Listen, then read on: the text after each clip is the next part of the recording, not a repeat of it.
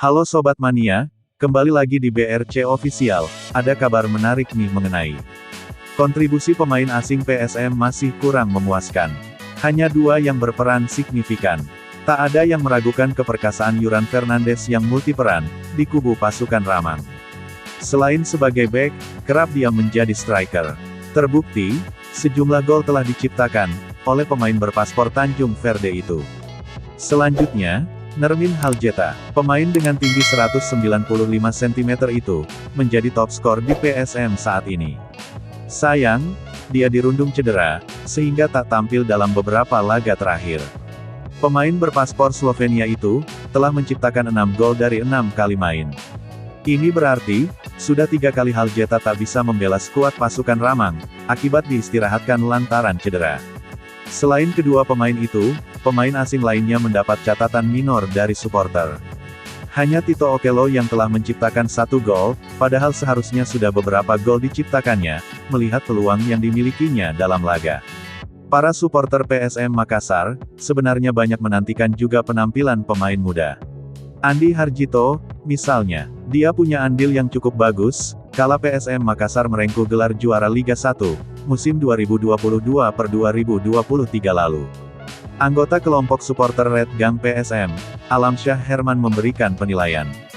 Dia berharap, pemain muda mendapat kesempatan lebih dari pelatih, bukan justru selalu dianggap tidak punya kualitas.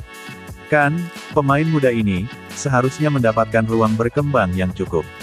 Karena kalau cuma lewat latihan, tanpa ambil bagian di pertandingan, tentu akan berbeda, kata Alamsyah.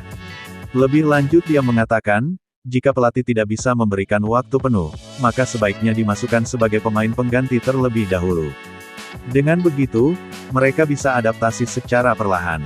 Kalau tidak bisa starter, kan bisa juga jadi pemain pengganti terlebih dahulu, sedikit-sedikit juga tak apa, supaya mereka beradaptasi dengan komposisi dulu, supaya tidak canggung, tuturnya. Selain itu, kondisi Nermin Haljeta juga dalam kondisi kurang fit. Dia mengalami cedera ringan, dan tidak bisa tampil kontra Persebaya, beberapa waktu yang lalu. Dengan begitu, Andi dianggap layak untuk dicoba pada laga kontra Persik Kediri mendatang. Tito dan Adilson kurang memuaskan, liar dan sering jatuh. Nermin juga kemarin cedera, jadi saya rasa, Andi Harjito sudah layak dicoba lawan Persik Kediri nanti di Batakkan, kata dia.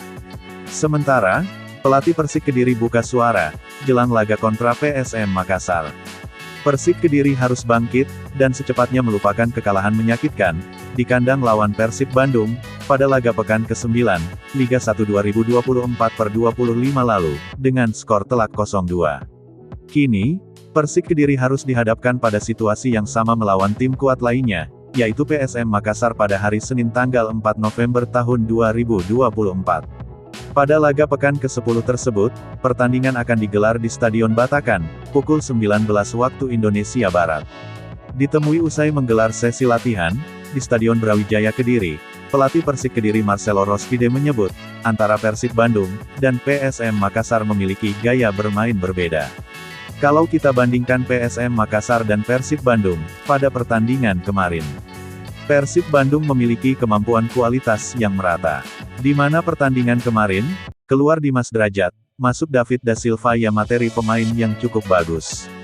Terang pelatih asal Brasil tersebut, PSM Makassar juga tim bagus. Dia tampil konsisten di liga. Namun, PSM Makassar bertipikal mengandalkan serangan balik. Maka dari itu, kita harus waspada, kita bermain di sana respek terhadap kekuatan tim lawan. Namun kita datang untuk mencari angka.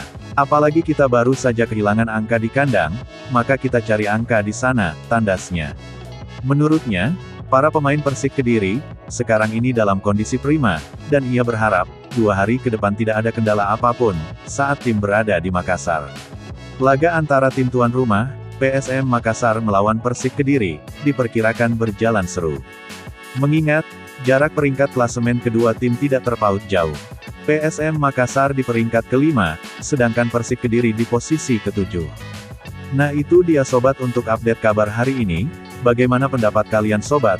Tulis pendapat kalian di kolom komentar ya sobat, dan jangan lupa like, komen dan subscribe.